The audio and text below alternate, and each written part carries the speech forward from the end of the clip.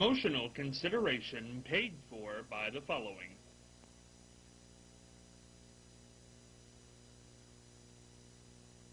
The Ohio Neck and Back Pain Relief Center, Scott M. Gray, D.C., across from the Marion Center between TSC and Kroger.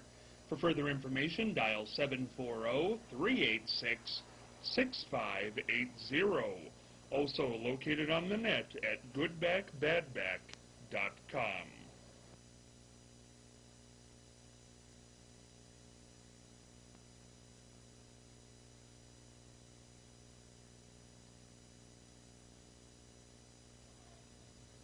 Dryce Roofing and Contracting, LLC, located at 370 East Church Street, right here in Marion. For more information, call 740-751-9516. Specializing in roofing, siding, decks, garages, windows, pole buildings, and complete homes. For more information, again, call Dan Rice, 740-751-9516.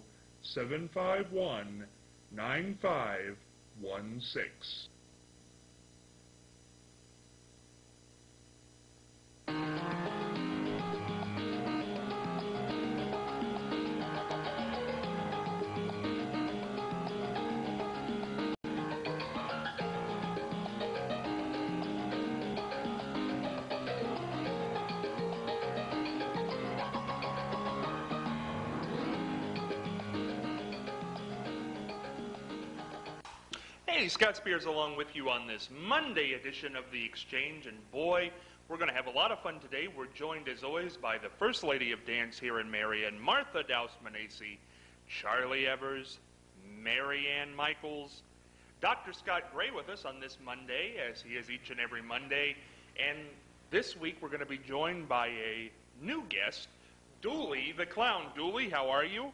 Very well, thank you. Pull out on Dooley's outfit there. Nice pair of socks, that leg socks, whatever you got there, Dooley. Just my socks, thank you. And where'd you get that tie? That's a snazzy tie. Sure is. Thank you. Where'd you get it? I purchased it. There you go. Well, we're going to talk to Dooley this week and find out how he got into this clown business, among other things. Who knows what he'll do? So you got to stay tuned all week here to the Exchange. Going to start this Monday off by talking about a great raffle going on here in Marion. The 2011-2012 Irish Lucky 10 Cash Raffle, which is going on for Marion Catholic. You can check all the details on this out by going to www.marioncatholic.org. And the money raised for this raffle will go to the Marion Catholic Junior Senior High School, located on Mount Vernon Avenue here in Marion. This will go on for 9 weeks. There's big cash prizes, $1,000, $100, $75, $50 here and there, and it'll go on for 10 weeks, it looks like. 10 weeks, not 9. Final drawing to be January 11th, 2012. First week will be November 9th. $30 for one ticket, 4 tickets for $100, Martha? Yes. Martha Douse is our sales lady on this, so if you'd like a ticket, give her a call at the studio, 38-DANCE. That's 38-DANCE. Martha, give them the numbers. I can't remember them off the top of my head. Well, I will deliver them. Oh. If they want the ticket, I'll be out and take their name, put them on the stub, and take it to Marion Catholic. And Marianne Stolarczyk just purchased one. There you go. So Marianne's in, and you could be in too. Wouldn't $1,000 be nice in this time? We're now going to start the program by going over to our pal Charlie Evers for fascinating facts and also update on the website. Yes, check out our website at exchangemarion.com. Remember that. All right, now today I want to talk about something briefly, a very controversial thing in some villages, and that's a jake break. Have you ever heard of a jake break? Never heard of that. Okay, if you live in a small town like I do in Clarendon, when semis come through our town, to slow down just a little bit, they do a compression thing on their engine, and it all has to do with the valves in the engine and so forth. And when they compress the engine, It provides braking power, but at the same time, it bellers as loud as 100 head of cattle. And the drivers enjoy doing this because, hey, here I come. Maybe you heard that. Maybe not. But that's why some towns have a no Jake brake sign at the entrance. Now, Jake, it was a commercial manufacturer of equipment, and they worked that into the title, Jake brake. So it technically, compression release brake open exhaust valves in the cylinders, releasing the compressed air trapped in the cylinders and slowing the vehicle while it makes this terrible, terrible noise. And I wish I had a Jake brake elimination sign in Clarendon. You have some anger over these Jake brakes, don't you, Charlie? In the middle of the night. Just like that. Have you ever gone down to the council, or what do you have over there in We have no Clarendon? council. It's a renegade town. Everybody's on their own. Is that right? You can just move into Clarendon and do as you like. I have a slingshot I carry normally. Is that right? Well, might as well. Clarendon, renegade town. I bet you didn't know that. We're now going to head on over to Marianne Michaels for Words of Wisdom. Well, today I'm going to talk about simple pleasures. And this is from Japanese poet Tachibana Akimi. And this is what he says. Bless you. What a delight it is when I get up of a morning and I get up and go out to find in full bloom a flower that yesterday was not there. Simple pleasure. I don't know, Marianne. That was a little... I didn't buy that one. You aren't delighted when you see a flower that is in full bloom? That I wasn't live in there Ohio. yesterday? That's only about 4 months a year. Well, 8 months of the year, it's snow out there, Marianne. Well, that's why it's such a delight to get up and see a flower in the morning when you haven't seen it. But you can't do that in February, Well, of course not. or March, or January, or December. But what does that have to do with anything? Well, I mean, I It can't... still is a pleasure to find the flower in full bloom, isn't it, Doctor? Don't Yes, agree and with it- her. I think it makes it even more special since, we've only got a few months out of the year to see those flowers. And I know my wife makes, she plants a lot of stuff, and she's always going out there every day checking to see if stuff's See? blooming. And it does make her day when she course goes it out there and her flowers have bloomed. That's a good day. Oh, I'm so glad you came today. Well, but Marianne, that's... okay, I understand that if you plant the flowers. But just because I go out and see a flower blooming, it doesn't... Like, say I'm allergic to that flower. That would make me angry. Oh, you Think sound about like it. a pessimist. No, I'm just saying in December, Marianne. I mean, What am I that's- going to find happy? Scott, that's a negative thought. What about the You pollen need count? Think of what you're doing you to need people, Marianne. positive thoughts. I'm positive. I'm positive I don't like that quote. Well, I can't inform the Japanese poet, again, Tachibana Akimi. I don't know where he is, so I can't relate that message. That's a man. Yes. How do you know? You don't. A woman wouldn't have a name like Tachibama. Really? Why I not? don't think so. Tachibama? No, she would, Scott. I'm glad to see everybody's with me, Scott, today. No, I don't think they are, Marianne, but we'll move on because I don't want to fight you over that one any longer. We're going to go over to Dr. Scott Gray because last week I had a question, but we ran out of time, and that was I saw a program in which they said heart attacks, sometimes it's not the pain in the arm or the pain in the chest, it's a pain in the back. And my question was, do you know how to distinguish from a chiropractic problem as opposed to a life and death heart problem?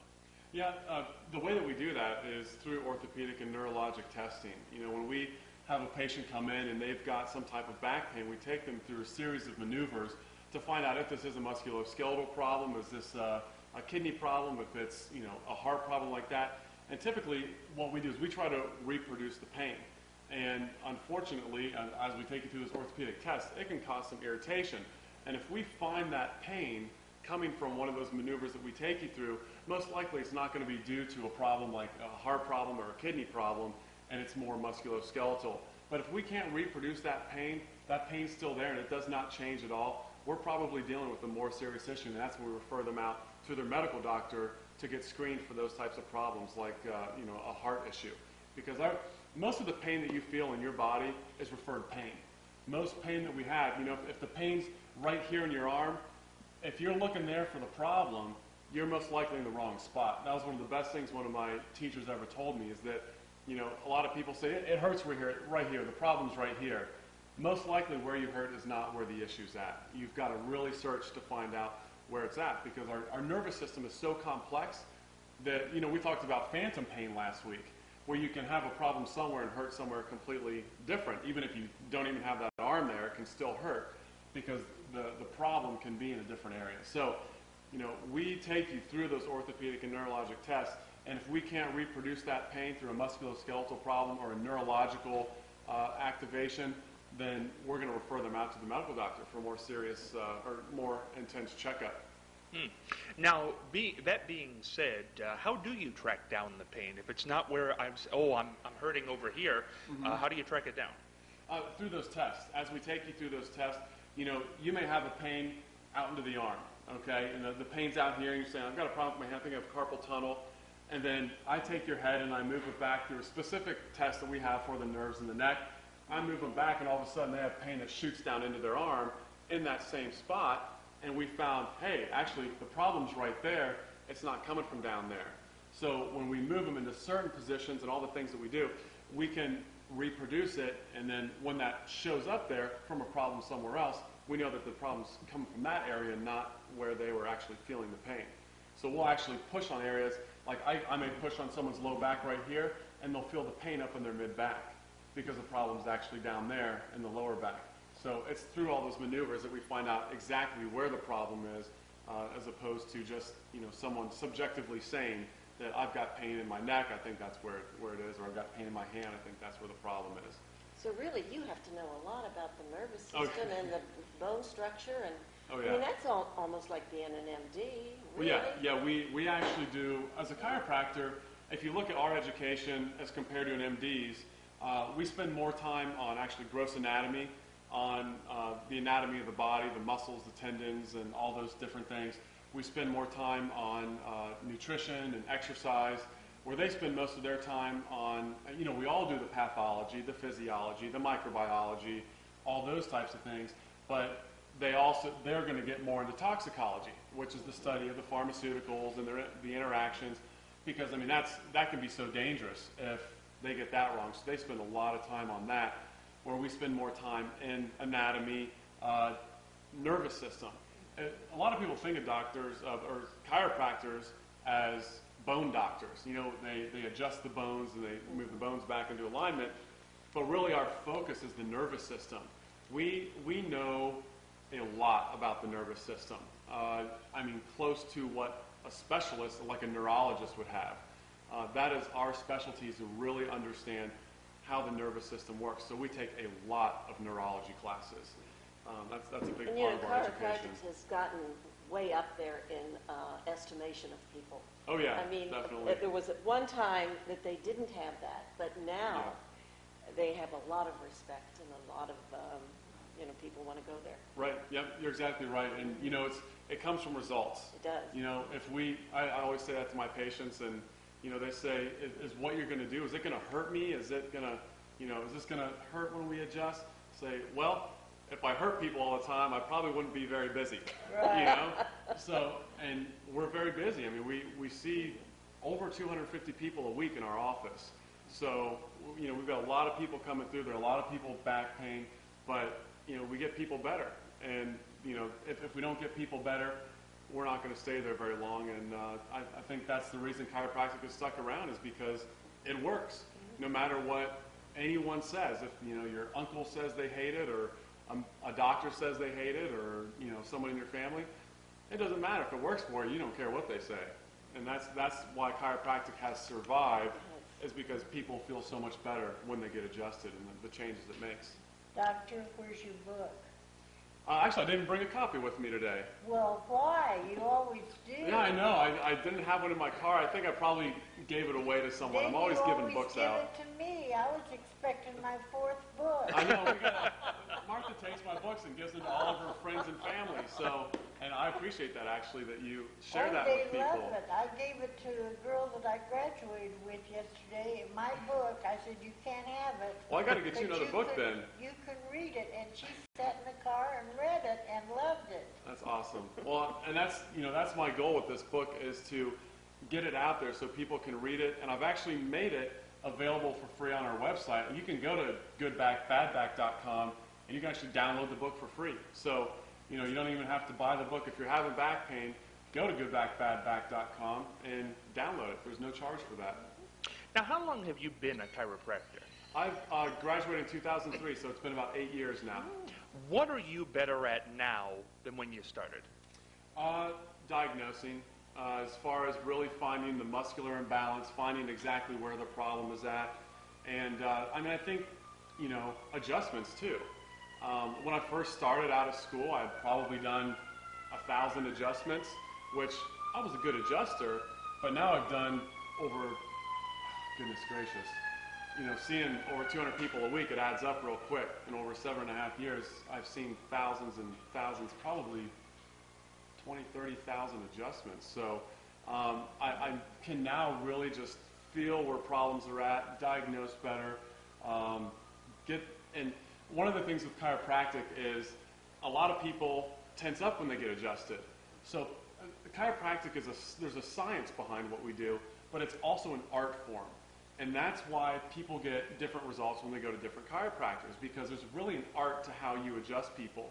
And I feel like I've gotten really good at, finding when people are going to tense up and being able to get them to relax and get the adjustment in without causing any damage. Because if they tense up when I adjust, it could cause some tension in the muscle and cause them to get a little spasm there. So being able to really get that specific adjustment in right in the right way so they feel better, and it's a lot easier for them, because even I tense up. I've been getting adjusted for 14 years now, and I still get tense when I adjust. So you still need a chiropractor that can really find that sweet spot where they can adjust you without causing any discomfort to you. Now, adjustment seems like quite a broad term, and I imagine there are 1,000 different kind of adjustments. Yeah. But basically, what goes into an adjustment? An adjustment is finding exactly where a fixation is in the back. Okay, we've got a lot of joints in our back that we're checking to find out where the mobility is, where it's fixated, or when we say fixated, we mean stuck. And when it gets stuck, that's when we end up with arthritis, and that's when we end up with pain.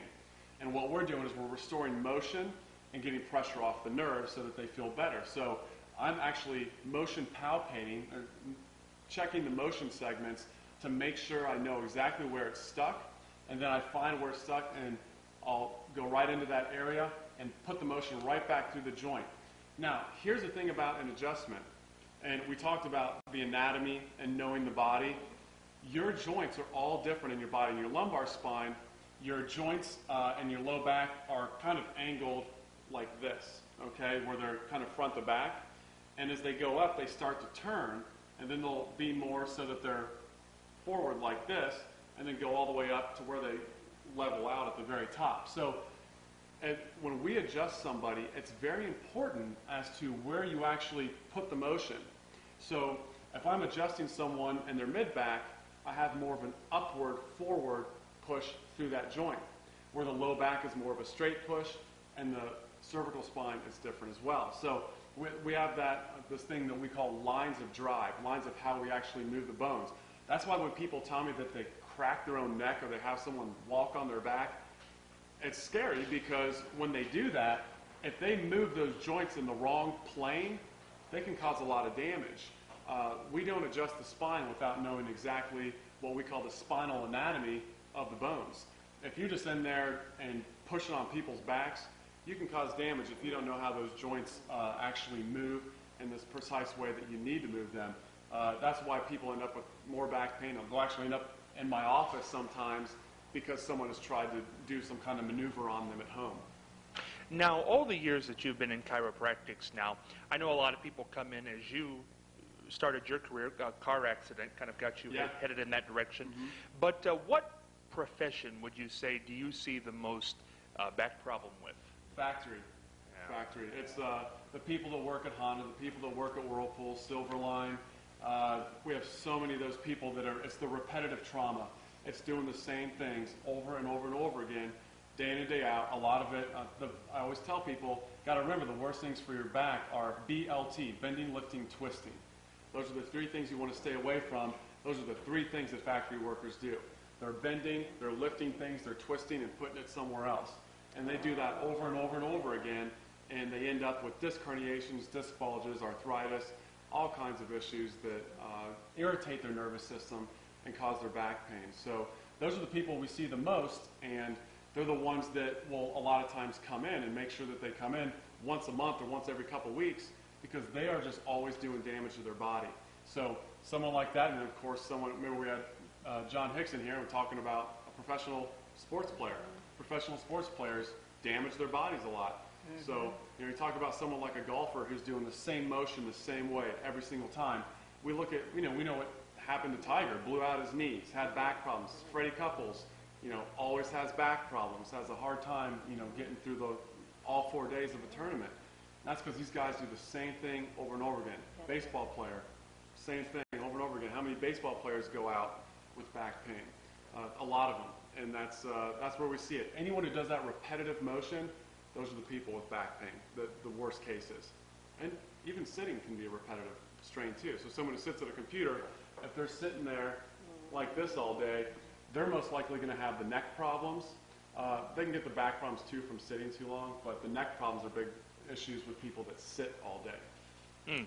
It's very interesting information, and once again, that book, Good Back, Bad Back, is on the website, goodbackbadback.com, for free download, and it definitely is worth taking a look at. We've got a few minutes left in the program today, and we haven't went into the mailbag for a while.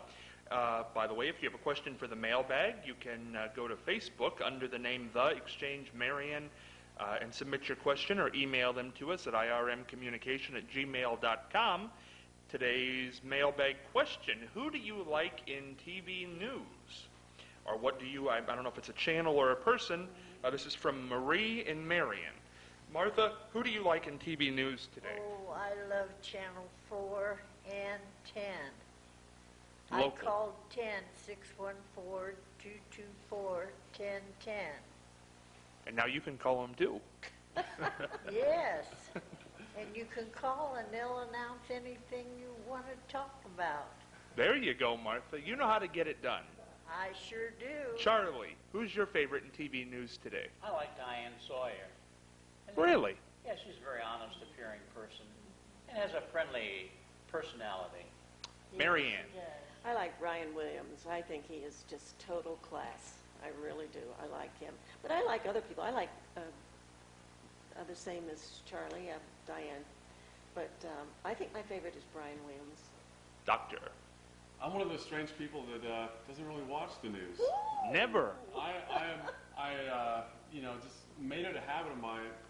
I'm typically not home for the news anyway, unless it's late, because I get home late at night. But I just don't really check out. I get most of my news off the internet or radio. I think it's maybe that younger generation now that gets it through there. But I listen to a lot of radio. I'll listen to some sports things sometimes, but I listen to some of those crazy conservative guys too sometimes. And it is funny. One of the funniest guys I think out there is a guy named Mark Levin. He just goes crazy, and it's hilarious. I just crack up listening to those guys. So you don't take it as serious? Well, I don't take everything they say as serious. I know that they've got an agenda and they're there to sell advertising. I know even Rush Limbaugh said that, do you believe everything you say? He's like, I know I got to sell ads and I got to sell stuff. So he's going to say what people want to hear. So I take it all, with a grain of salt. But I lean more towards a conservative point of view. But it's just hilarious. I like listening to those guys. Dooley, do you ever watch the news? As little as possible. When you watch, who do you watch? Jim Lair. Oh, very. I saw an interview with him the other night on Charlie Rose that was very good. Jim Lair leaving the news, I believe, pretty soon. Barbara Walters is mine. I still like to watch Barbara Walters. She's the ultimate interviewer, and I like that. Oh, nobody better than her. Going to go to the. I used to like Bryant Gumbel too. I wish he was Yes, still he on was more good. often. He does HBO Sports now, doesn't he? Is that what he does? Is that all he does? He's in sports. I thought he was so sharp in the news position. Going to go to the Proust questionnaire very quick before we get out of here. Of course, the Proust questionnaire is in Vanity Fair, I believe, every month, and they ask these pertinent questions. Where would you like to live if you could live anywhere? Martha, if you could live anywhere in the world, where would you live? My people came from Lincolnshire, England. That's where the Douses are from. You'd like to go live there? Yes. I think England would be fun. I really do. Charlie, what do you think? Where would you live if you could live anywhere? I recently heard of a wonderful place in the Canary Islands.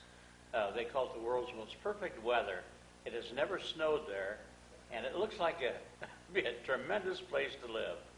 It isn't going to be like Clarendon, Renegadeville. No. I bet they have some kind of council over there. But we have a lot of snow in the wintertime, too. And no flowers. Marianne, We have flowers. not in the winter. In the house we do. Does it bloom in the house when you get up in the morning? Sure. Do you see it? Every morning when I get up, I tell my wife, look at those blooming flowers. Marianne, Oh, well, I think the wine country would be a nice place to live in California. I especially like San Diego. I think San Diego's a lovely place. I wouldn't want to live in California. Well, California's wouldn't. pretty far away, but I've been there, and it's a beautiful city. I like it. I think I'd want to live in Boston. I like Boston. Something about it but I they're really very, like. very provincial. That's okay. If you're from out of the Massachusetts area, you're not even considered anything. Doesn't matter. I get up in the morning and I'll see a flower and I'll feel wonderful every day. Dr. Scott, where would you live? Well, I know, you want to keep the wife happy, and my wife wants to be near a beach somewhere, and our dream place to go is Hawaii. Ah. So it's somewhere where, I mean, you don't see as many natural disasters. You still get the beach, but you don't have, on the coast, we have all these crazy things that happen. And Hawaii is that place. It just seems like the perfect place. Non-touristy, probably like Maui. It seems like a good island. And you know Or Hawaii? Kauai is actually one of the most beautiful areas there that we'd like to check out. And you know Hawaii is a state. You ask some of the birther people and they're not quite sure if that's a state or not. Yes, it is. I'm going to get in trouble again. I'm going to get calls. Dooley, what do you think? Always start. I would like to live in 3 places. Grand Rapids, Michigan would be one, Hawaii would be another, and certain places in Kentucky, Tennessee, I think They're are lovely places. A lot of people say Tennessee. A lot of people retire to Tennessee. I think it's right up there with Florida now. We're going to come back on Tuesday, much more with Dooley the Clown. Brenda Donegan returns this week. We've got lots coming up. See you on Tuesday.